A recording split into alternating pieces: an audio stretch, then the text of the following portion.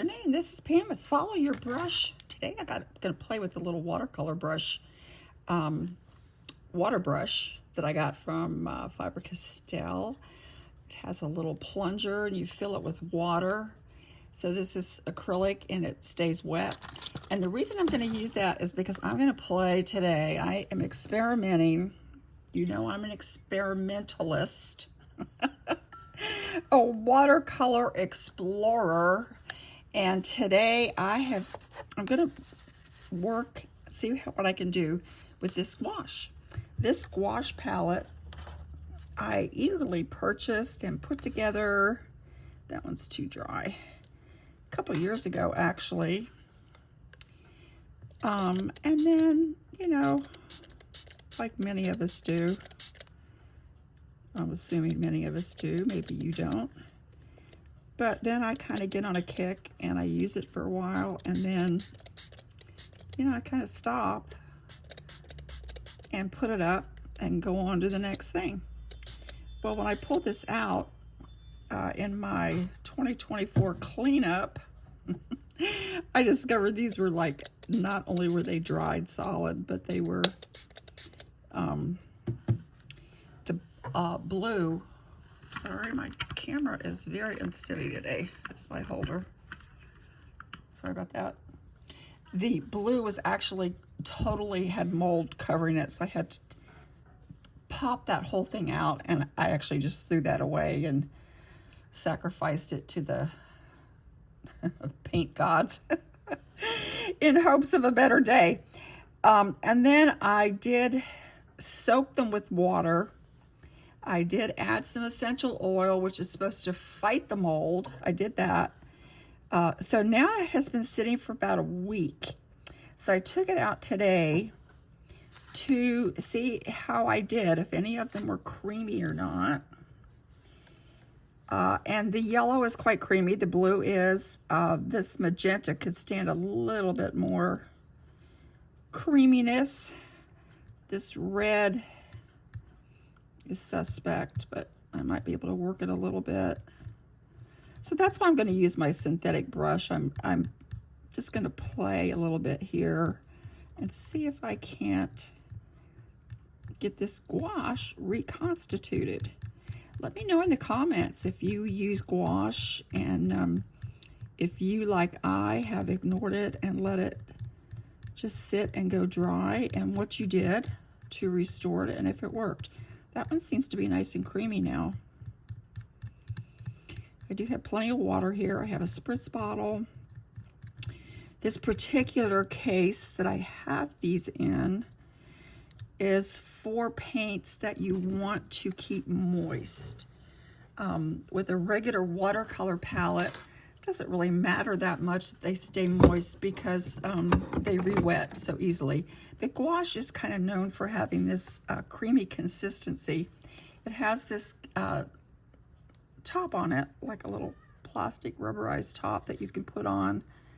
So when you seal this palette up, I just spilled some there, but when you seal this, then it is supposed to keep your paints moist, but you are supposed to use them more than once every 3 years. That was my problem. Now, as normal, as par for the course, I'm already getting paint on me. I haven't even started yet. But let's go. Let's just see what we can do with this gouache. It's a little different than regular watercolor, but it can be watered down and used, you know, how you'd like. So let's go into this color here. This is actually lavender. I'm gonna use my water brush. Just come in here and let's make a sky. It looks like I got some yellow in there too, but that's okay. And I understand that you can thin it out or leave it thick. Do some lavender and see how that does. And then let me go into this poor ultramarine blue that I let suffer and mold. This is a new one. I refilled it. I'm still dipping into my water just because I'm not that great with these, squeezing them. They're kind of hard for me to squeeze, but we can try. Yeah, there we go. Doesn't take too much effort. I'll accept that.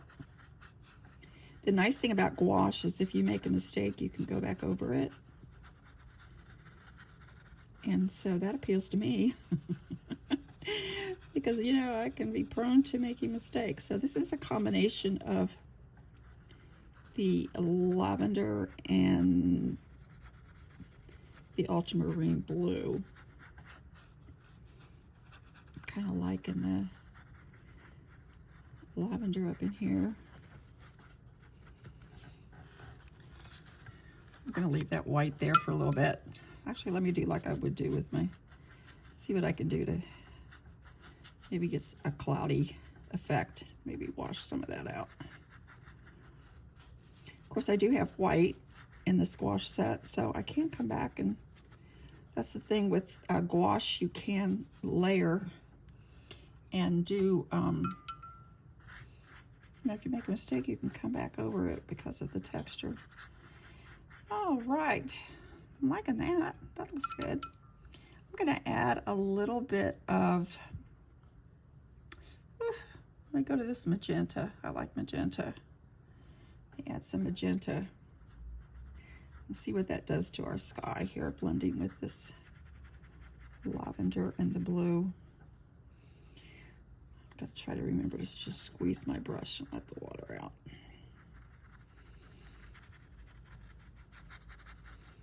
All right, that's pretty. That's blending nicely. You can add more water and make it as transparent as you want, actually, with your gouache. And it can be used with watercolor. You can combine them. All right, I like that. Now let's come down and add some seashore here. Let's add some more to our, this is not actually a watercolor. This is wisteria. But since we're kind of going with this theme, maybe a reflection here in the water from the magenta, it might look pretty. Some more blue here. As I said before, I just like to experiment and see what I can do. And so my experiment for today was to see if I could resurrect this gouache. So far, it's actually working quite nicely. And I'm pleased with that. My camera, I'm sorry. It keeps wanting to get away from me. Let me get into some of this white gouache here. You just stir that up a little bit. Maybe get some, reminds me more of working with acrylics maybe, where you can go dark to light.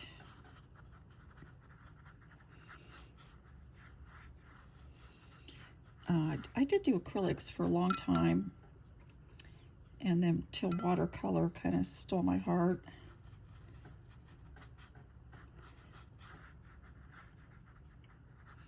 All right, that's pretty. Just come back into this ultramarine again. Bring some of that down here and add to our water. So I'm just playing. I have no reference photo. I'm just playing and seeing if this gouache will indeed do what I'm asking it to do, which is come back to life. Put some red in here. I don't want to go in with the yellow right away because I don't want to turn this ocean green. But we do have some reflection there, I think, that looks pretty. Let me combine some of this yellow and some of my magenta here on the palette. If I can get a nice orange going, and maybe we can add that in here into our sky. And maybe now that I have those other colors, I can maybe even put some more yellow, as though the sun were setting. Can try that. Let me know if you are proficient in gouache. I obviously, as you watch me, you're probably cringing if you are at my ineptness. But that's okay. That's why I'm here. I just play and experiment and let you watch for your enjoyment or amusement. So here is my reconstituted gouache. And I think we're not doing too badly here. We do have some flow with the water. This is Daniel Smith gouache that I'm using. So it's a really, it's a good quality gouache. Let's get some more of this ultramarine down here, and we can also add some white to that. I could mix it on my palette as well. I'm gonna add some white up in here too, like we might have some waves. That was one thing I enjoyed doing with acrylic, was making waves with my paint.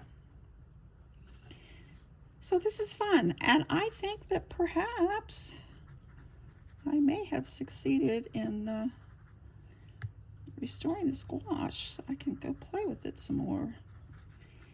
I have other things coming and going, and but I have purchased so much, I just need to use what I have. So there we go. I think we have succeeded in restoring my dried, moldy gouache to maybe its former glory. I'll add some lavender and white down in here as well. Fun. So that's just a little experiment for you today, and hope you enjoyed it, and thanks for coming along and joining me. This is a little darker than I like, but I have learned, or have been told, that I can come back after this dries and add some more and cover up my mistakes. So I do want to make that a little bit lighter. Well, let's just go for it now, see what I can do with what I have. Okay, I'm going to cover this cloud up. Still have some of the white of the paper underneath, so I haven't ruined that totally. I like the sky, actually. Come back in here with some of this ultramarine and see if I can maybe define this a little bit. A little more clearly. Get some more of those waves going.